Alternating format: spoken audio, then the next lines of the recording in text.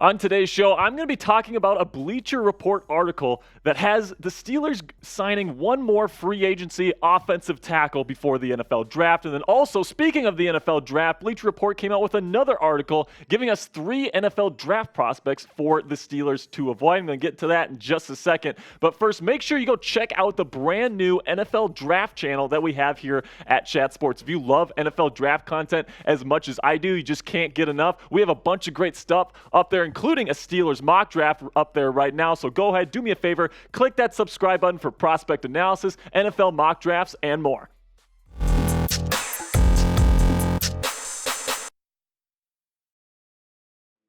Welcome into Steelers Talk, Yinzers. I hope you had a great Easter Sunday. Now it's Monday, and now we're back to business, all right? Today, what we're going to be talking about, first up here, should the Steelers sign offensive tackle Cameron Fleming? Now, if you're at home right now, you're watching this video, you might be asking yourself, who is Cameron Fleming? Well, he was kind of a swing tackle for the Denver Broncos last season. Actually played pretty darn well, and Bleacher Report thinks that the Steelers should consider picking him up in NFL free agency before the NFL draft. This is what David Kenyon had to say from Bleacher Report about this potential signing. Cameron Fleming isn't a star, but he's a quality player who could ease Pittsburgh's greatest pain. Sure, the Steelers may address one tackle spot in the draft, but Fleming is a proven blocker. Since he's entering his age 31 season, Fleming could be a starter for multiple years. Now, here's the thing about Cam Fleming, guys. I think that he is a pretty decent swing tackle. Last year, he had to play both left tackle and right tackle for the Denver Broncos, and he was one of their highest graded offensive linemen last year from both spots. So you could definitely say that he is a good player that the Steelers should be able to grab at a pretty decent price. He would definitely be able to fill either that left tackle or right tackle spot, whatever they needed him to do. But I'm going to let you know what I really think about this in just a second. But first, go ahead, get into the comment section and answer today's pinned comment. Would you sign offensive tackle Cameron Fleming? Type Y if you would, or type N if you want. Like I said, this is the pinned comment on today's show. So whenever you get an ad break, it's going to happen here. Just the way YouTube works, guys. Take advantage of that time by answering today's question. All right, now let's get into what I think, and I would not sign Fleming, okay? You signed LaRaven Clark a couple weeks ago, and he's kind of going to be your backup swing tackle. And then I think right now the Steelers are actually pretty okay with what they already have at the tackle position. Now, they're probably going to add another tackle at some point, whether it be a backup or a starter. I think they're probably going to be looking in first round to try to get somebody here. Dan Moore Jr., Okorafor, you could probably say that you would be okay with those guys as your starter.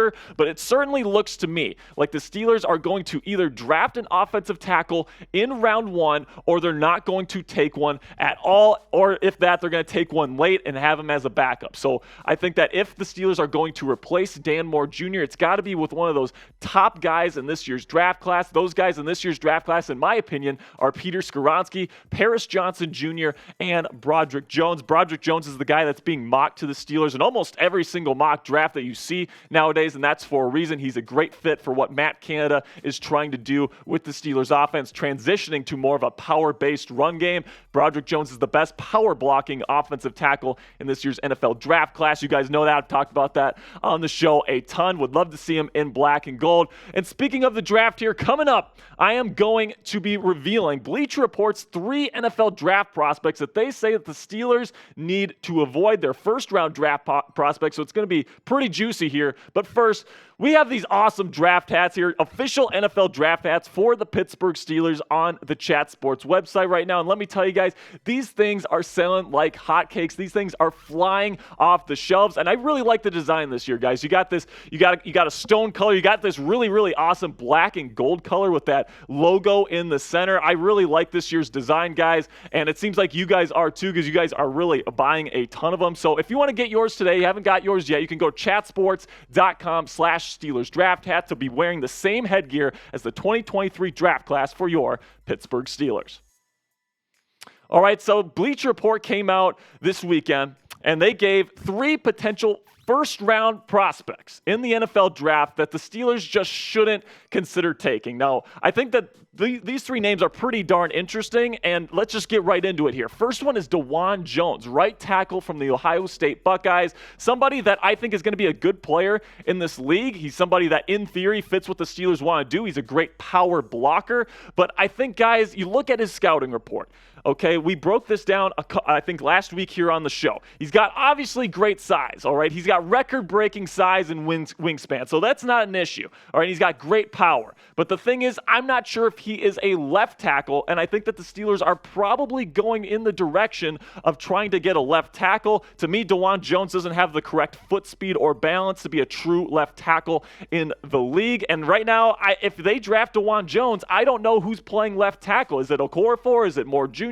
Is it Dawand Jones? I don't know. I think that the Steelers would much rather grab somebody that they feel confident can play on that left side. And because of that, I agree with Bleacher Report here. I don't think the Steelers should draft Dawand Jones, particularly in the first round there at number 17 overall. The Steelers need a left tackle, not a right tackle. In my opinion, Dawand Jones is going to be one hell of a right tackle in the National Football League, probably from day one, but like I said, guys, the Steelers need a left tackle. They need someone to replace Dan Moore Jr., who's not a great fit for what the Steelers want to do in the run game going into next year. He's kind of a lighter offensive tackle that's never really had great play strength, and they need somebody like a Broderick Jones that can come in there and just move people at the line of scrimmage. That's what you need when you run a power run game. You need offensive tackles that can move people off the spot. That's what Broderick Jones can do, and I'm just not sure Dawand Jones can make that transition from right to left.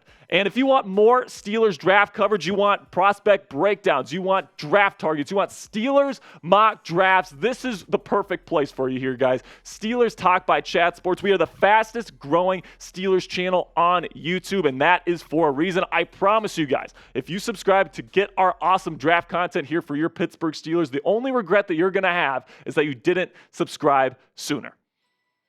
All right, moving on to the number 2 prospect to avoid, according to Bleacher Report, Quentin Johnston, wide receiver out of TCU. Now, some people think that Johnston is the best receiver overall in this year's NFL draft class, but Bleacher Report seems to think that it's just not a great fit. This is what Christopher Knox from Bleacher Report had to say. Johnston is the top-ranked receiver on the Bleacher Report scouting department's big board. However, he projects as a perimeter receiver, which isn't what Pittsburgh needs. Ohio State's Jackson Smith and Jigba, who can thrive as a big slot receiver at the next level, would be a more logical fit for the Steelers in round 1. Then he continues to say, plus, Johnston has a history of dropping passes. According to Mitch Kaiser from Pro Football Focus, Johnston had 8 drops in 2022 alone, the 14th most in college football. His lack of reliability could be an issue for a young quarterback like Pickett. And he finishes up his comments here by saying Johnston has a tremendous amount of upside and may emerge as a top-tier receiver within the next few years. However, he doesn't match what Pittsburgh needs at receiver well enough to warrant consideration in round 1. And guys, plain simply, I agree with this one as well. Johnston is a really talented receiver. He might end up being my number 1 receiver in this year's NFL draft class. There's a couple guys that are in consideration for that. It kind of depends what flavor you're looking for, but Johnston's a talented guy, and I just don't think that because the Steelers already have Deontay Johnson and George Pickens, they got their guys on the perimeter. You don't need to go get a guy like Johnston that's had drop issues, and if people are complaining about Deontay Johnson and his drops, you're not going to like what Johnston has to bring to the table either. So I think that this is absolutely correct here by Bleacher Report. Steer clear of Quentin Johnston. If you're going to take a wide receiver, go get Jordan Addison, who already has established chemistry with Kenny Pickett, or Jackson Smith and Jigba, who can be really an elite big slot receiver at the NFL level. Now, when it comes to drafting a receiver, I think that it's possible for the Steelers, but I think it's unlikely. I think in order for that to happen, I think all the top offensive tackle prospects need to be off the board, and then all the top cornerback prospects also need to be off the board. And for that to happen, I mean, I think the chances of that are pretty low. I think if that's the case, the Steelers will trade down. And then once they trade down, if Jordan Addison or Jackson Smith and Jigba is there to whichever spot that they draft down to, then that's when they will consider taking a wide receiver. But there's a ton of stuff that needs to happen in order for that to be the case. So I think at the end of the day, that first-round pick is either going to be an offensive tackle or cornerback for the black and gold. So should the Steelers draft a wide receiver early? Let me know in the comments comment section right now by typing D if you would like to draft, or type P if you want to pass. All right, so now for me, I'm going to go with pass on this one, guys. I'm going to go offensive tackle or cornerback. I think that's where the Steelers should go. I think that's more pressing needs. I think you're pretty good at wide receiver, and if you can go without the first round, without a wide receiver, I think you would end up being okay. Now let's move on to Emmanuel Forbes here, who is the last player to avoid, according to Bleacher Report. Now, Emmanuel Forbes, man, this guy is skinny, man. This guy weighs the same amount as me, 166 pounds. This guy is a twig. You take a look at his scouting report, man. 6'1", 166 pounds. I cannot stress how skinny that is. He's going to get bullied if he's going to be in a press coverage system in the National Football League. And because of that, he's probably going to be a first-round prospect for some of these Fangio-inspired defenses, very quarters-heavy, off coverage, that kind of stuff. That he fits that stuff really, really well. But if he's forced to play in press, he's not nearly physical enough to play in that kind of system. And, although he's incredible in man coverage, in mirroring, and in his ball skills, he had 6 interceptions with Mississippi State last year, which was tied for 3rd in the country. He's got great instincts and speed and length. He's got a lot of stuff that you look for, and he's kind of a perfect encapsulation of what you look for in a modern day NFL cornerback, because a lot of these defenses are shifting to more of those quarters heavy, cover 6 heavy type defenses that was kind of led by Vic Fangio. And because of that, I think some teams are going to value Emmanuel Forbes extremely, extremely highly. I think he's going to be a day 1 starting cornerback,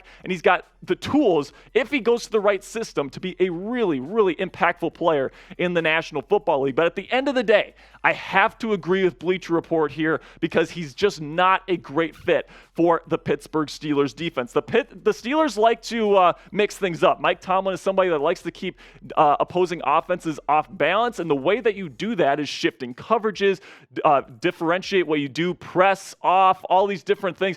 Mike Tomlin likes to keep things fresh and confusing for opposing offenses, and in order to have that, what the Steelers need at cornerback, especially at a number 1 cornerback, is somebody that can handle all of those different coverages, somebody that can play in cover 2, cover 3, cover 4 quarters, all these different things, and play in press man. Like, you want somebody that can do it all. And plain and simply, Emmanuel Forbes at 166 pounds, and I'm not sure how much more weight he's going to be able to put on, he's not somebody that can do it all. So I think that he's probably not going to be somebody that's as high on the Steelers' radar. I would rather go after some of these guys in the NFL draft. These are my top 5 Steelers draft targets at the cornerback position. Number 1, Devin Witherspoon. He's a perfect fit for what Mike Tomlin wants to run. If somehow Witherspoon makes it to them at number 17, or even if they want to trade up for him, I mean, that would be one hell of a pick. Christian Gonzalez might be the best overall prospect in this year's draft class. Didn't play a lot of press man, which is why I have Devin Witherspoon above him